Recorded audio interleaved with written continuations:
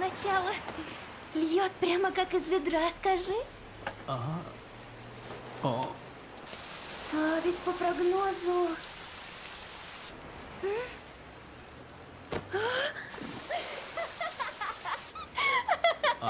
Ты чего? Да так, прости. Ты что, больная, что ли? Погоди, а ревешь-то зачем? Да это я так просто... У тебя лицо, как мордочка моей погибшей собаки. Чё сказала? Ты меня типа псиной назвала? О, прости, пожалуйста.